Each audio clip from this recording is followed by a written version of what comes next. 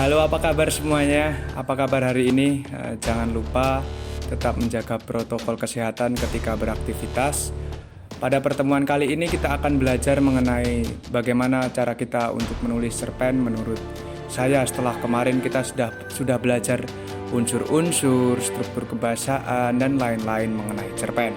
Sebelum memasuki pelajaran, saya akan mengutip pernyataan Putra Daerah Sukoharjo, yaitu sang pemenang nomor 2 sayembara novel Dewan Kesenian Jakarta atas naskahnya yang berjudul Sang Keris. Dan naskah tersebut saat ini sudah diterbitkan oleh Gramedia Pustaka Utama.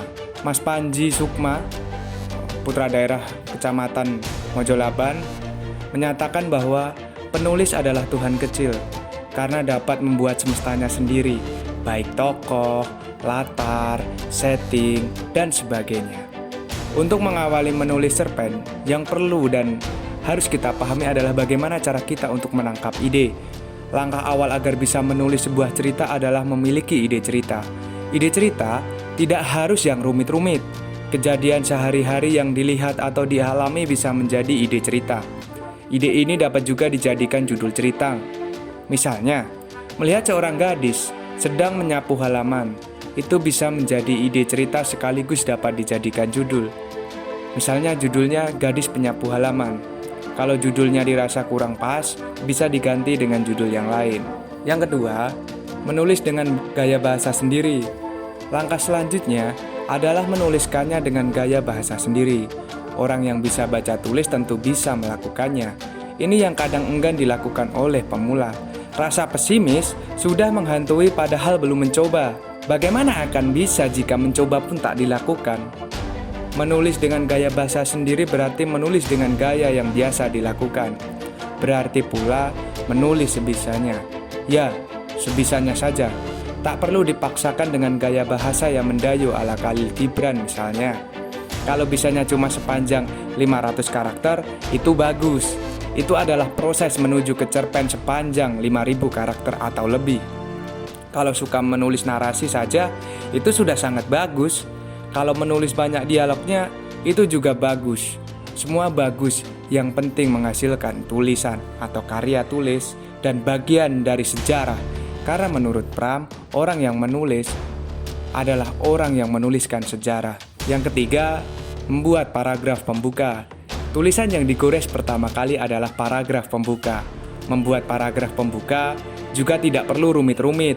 Namun demikian, yang perlu diperhatikan bahwa bagian ini adalah bagian yang penting sebagaimana judul cerpen. Ada yang mengibaratkan bagian ini seperti manekin atau patung pajangan yang dipasang di etalase sebuah toko. Hal itu berarti harus menarik agar pembaca terpancing untuk terus membacanya. Yang keempat, merangkai alur dan plot. Langkah selanjutnya adalah melanjutkan paragraf pembuka yang sudah ditulis. Merangkai kejadian demi kejadian, dialog demi dialog, narasi demi narasi, alur dan plot akan terbentuk dengan sendirinya. Tuliskan saja apa yang ada di kepala dengan cara Anda sendiri. Maka menulis pun menjadi lancar. Jika hanya berupa narasi dan deskripsi saja, itu sudah sangat bagus. Jika banyak dialognya, juga semakin bagus. Semua sah-sah saja.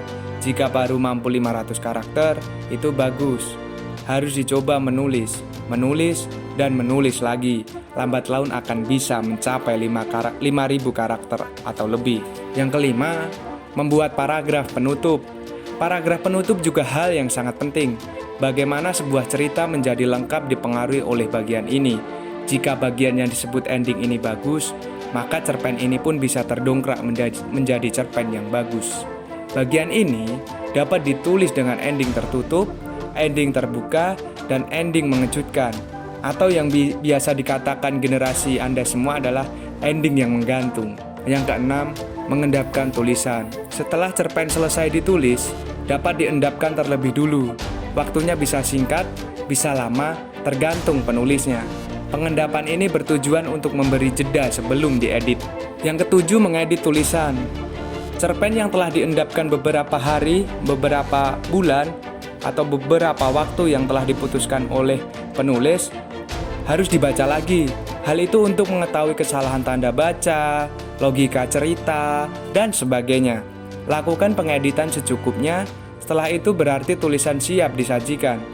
Yang kedelapan, menulis lagi, belajar lagi, menulis lagi, demikian seterusnya. Setelah menulis satu cerpen, jangan cepat puas. Setelah ada yang menganggap cerpennya bagus, jangan cepat puas. Setelah cerpennya dimuat di media cetak misalnya, jangan cepat puas. Demikian seterusnya, menulis lagi, belajar lagi, dan menulis lagi. Bagaimanapun, kita sebagai generasi muda harus menghargai setiap proses. Karena proses itu sangat penting yang akan membentuk kita di kemudian hari dan masa depan kita. Karena proses itu harus terus-menerus kita asah. Demikian yang dapat saya sampaikan bagaimana cara kita untuk menulis cerpen menurut saya. Semoga hal ini bermanfaat. Sebelum kita akhiri, ada hal yang perlu saya sampaikan. Untuk menjadi seseorang, perlu kita mengerti diri kita sendiri. Makanya, saya akan mengutip salah satu pahlawan nasional kita, yaitu Tan Malaka. Beliau mengatakan dalam bukunya Madilog, yaitu berpikir besar, kemudian bertindak.